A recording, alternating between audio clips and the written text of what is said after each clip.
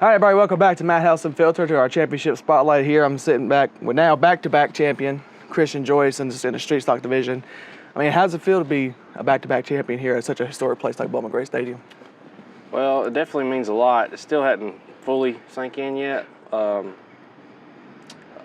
know people thought we about had it locked up, but it still wasn't easy last night. Right, so coming off from a week ago, you had that really bad accident right on the green flag here. Mm-hmm. Probably the worst accident I've ever seen you have here. Mm-hmm. Ripped the whole front end, and I know you worked all week with Dylan Ward to get the car fixed. And you come here, and you caught up in another wreck over here in turn one. You had to go into the pits to fix the panels and everything. Did doubt ever set in during those incidents? Yeah. I mean, when you pit and you come back out and you're supposed to be within 9 positions of second place man.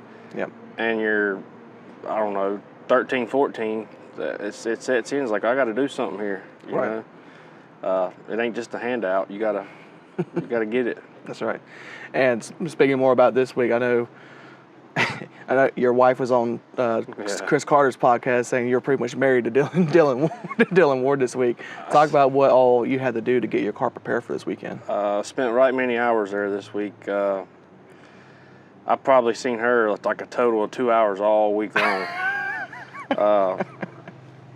It's just, well, it was one of them things where we thought we knew it was bad, but didn't think it was the worst thing in the world, and then we fixed the whole right front suspension and the most of the steering, and then think we're about done, and then start looking at the left side and everything's bent and broke over there. Right. So this little bit turned into a little more, and it just kept going. Right. And let's talk a little bit more about your season here. So you're coming off of a great season, 4 wins. Mm-hmm. on your record here. What was your mindset going into this season, knowing you're coming in as a defending champion? What was your mindset going in to know what you got to do to go back to back? I guess just knowing what we can do and knowing the car we got, and I guess the experience we've gathered. Just try to do the same thing. The main thing's win as many races as you can. Yeah. We won 4, but it felt like we should have won 6 or 7 or 8, but that's just how it goes over here. Right. I mean, I guess just coming in, the goal is just to repeat, Right. And if it does, it does. If it don't, you did all you can. I hear you. And how difficult is it to go back to back in a kind of a hotly contested series like the Street Stock Series? Well, see, it's very difficult, but somehow this year was easier than last year, and it don't always work that way. But I mean, I went into last year with a 4-point lead in the last race, and I drew 16th, and the second place man drew the pole. Yeah. And so coming in like the last night, having a 9-position cushion, that felt pretty good. But it's definitely not easy, and next year's liable to be way different, Yep. And going into last night, I know we kind of talked about the work you did and kind of the doubts that set in with all the troubles that you went through. Once you're strapped in the car and get ready to head out the track, does any of that still cross your mind, or are you in just ready to go mode? It was kind of 2 different stories last night. Like strapping in before the green and all. The only thing on my mind's, trying to win the race. Yeah.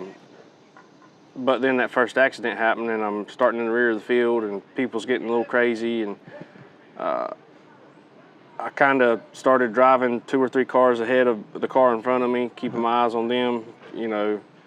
I just ended up, after that, I knew I couldn't win, so I just kind of did what I had to do to win the championship without anything crazy happening. Right. And coming to the white flag, checker flag, knowing that you had it locked in, what were some of the emotions going through you knowing that you're locked in for your back-to-back championships? Well, it's one of them things where I felt like people almost expect me to do what I did. Mm-hmm. So it's kind of the relief of that, you know, doing what you should be doing. Feel like I have something to prove. Yeah. You know, not letting people down, and just like I said, people just assume that what I did was, you know, what I was supposed to. Think it's easy. Yeah. Yeah. And going to the celebrations, you had a pretty special moment with your boy. That was very cool. Yeah, you brought him up on the car.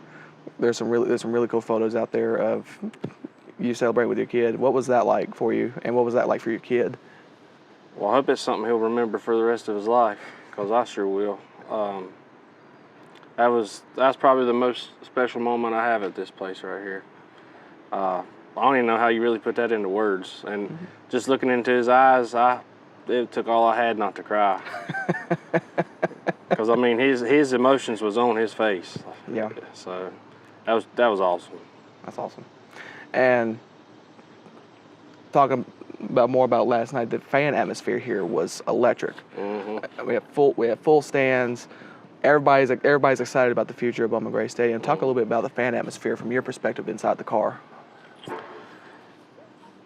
Well, I've done it long enough to when I'm racing, I zone out the stands. Mm-hmm. But now, once you finish a race, you notice them, and you notice the ones pulling for you and the ones that ain't. It's definitely something special. I've never raced anywhere like it, and that's, I guess, what keeps drawing us back. And talk about more of the atmosphere here. So with NASCAR taking over the operations at the beginning of the year, what were some of your thoughts as to kind of the future of Bowman Gray Stadium and how this year was going to go for you, and go for not just for you, but for the stadium as well? Right. I didn't think coming into this year, I didn't think too much would change. I knew there would be some changes. I think a lot more is to come next year. Hopefully all for the better. But I don't know. It's just hopefully just keep the nostalgic of the place, you know. Yeah. I really don't know. So if you were, I ask you this, if you were part of the operations team here at Bowman Gray Stadium, what's one thing that you would change about this place for the better? I don't know.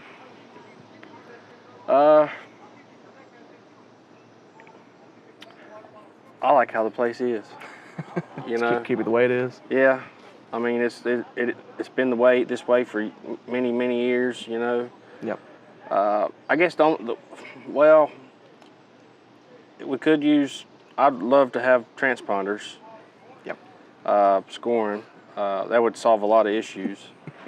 And somehow, even if all divisions can't qualify, you know, the draw is probably always going to be a part of the deal over here, but it'd be nice to at least start in order to be off at least like last round of practice or something like that, you know, Euro qualifying. But I guess, you know, the main thing I would change would be scoring. Yeah. And one more question here about the stadium, the future of the stadium. And what is your outlook on the stadium? What do you see in the future of the stadium, and what would you suggest to the people that are going to be making these changes? What would you suggest to them to be able to keep the nostalgia here? Well, I would only hope that they don't change the divisions. You know, keep what you got. It's been here for many years.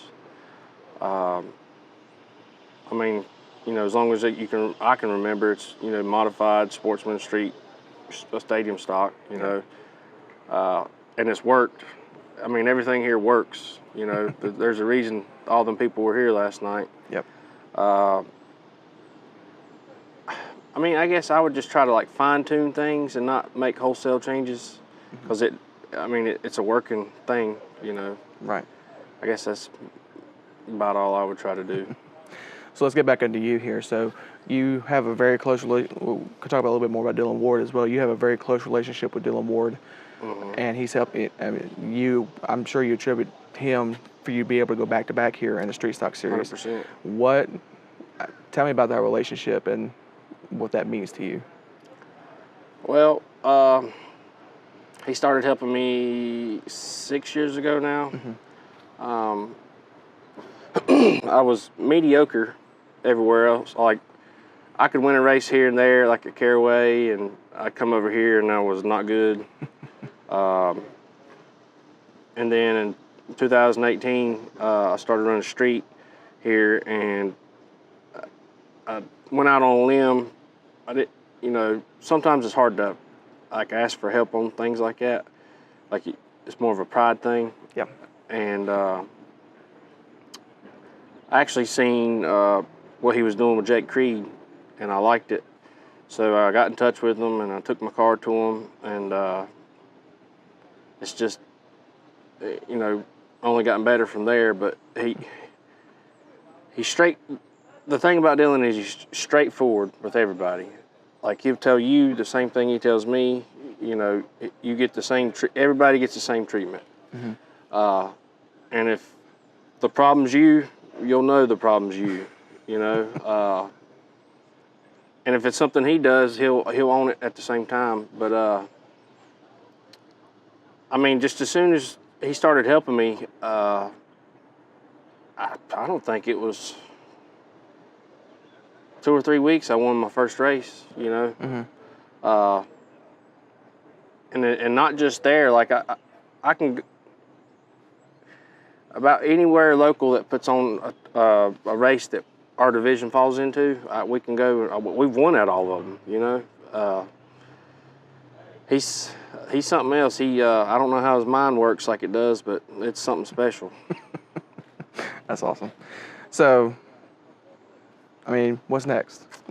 Where do you go? Where do you go from here? I'm sure you're going to come back next year. Do you have any more plans going to the rest of this year? Yeah. We were going to go to Carteret, but after the week we had last week, we're going to back off of that. Maybe run the Caraway Sportsman race. Maybe change motors and change things, and see if we can do that. But are you in the running for any of the divisional championships? I was, but I had. To be honest with you, it's been so wild. I hadn't looked in 2 or 3 weeks. Before the DNF last week, I had the Southeast locked up almost. Oh, really? Yeah, but it is what it is. I had to get the one I could get. I had to worry about this championship, That's right. Every time I started, I led the national points for several weeks this year, and every time I started getting too worried about it, something bad would happen here, so I just quit looking at it. Yeah.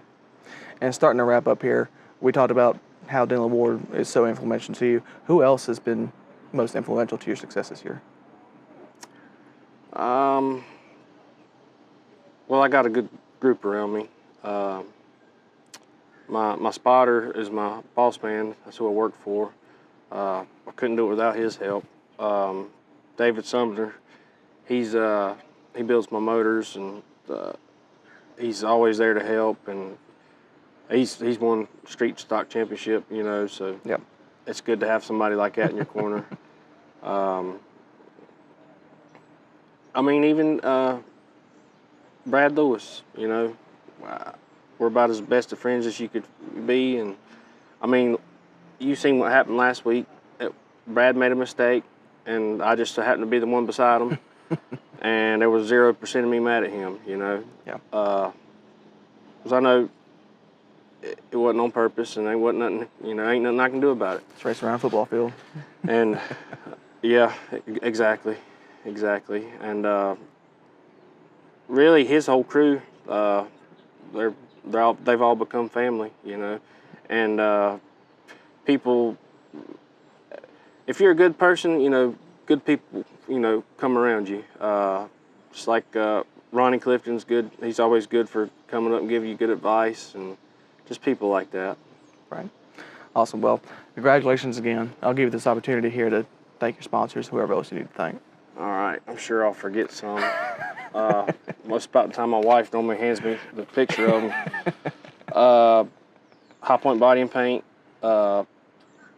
Precision Fabrication, Shane Washer Fishing, A&M Crane, Davis Water Service, Got Your Six Towing, Hill Built It Creations, High Fillet Dumpsters, David Sumner Septic.